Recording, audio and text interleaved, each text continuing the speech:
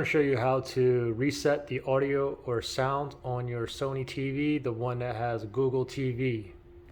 So you're basically trying to do an audio reset, maybe because you don't have any sound or audio coming out. Maybe the audio is echoing or it's out of sync or it's cutting in and out, or maybe it sounds muffled.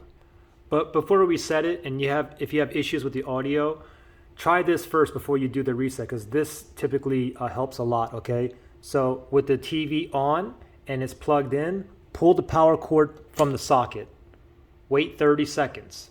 After 30 seconds, plug it back in, turn your TV on, and see if the audio is now working, okay? If not, we're gonna go with the reset now.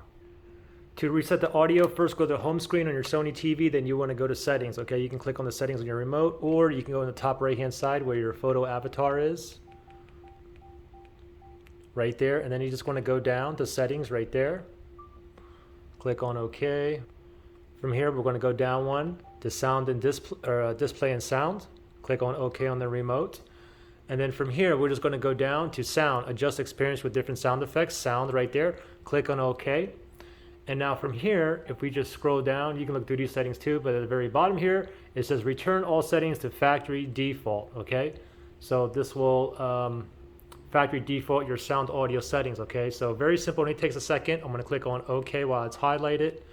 Go up to yes, return all sound settings to factory default.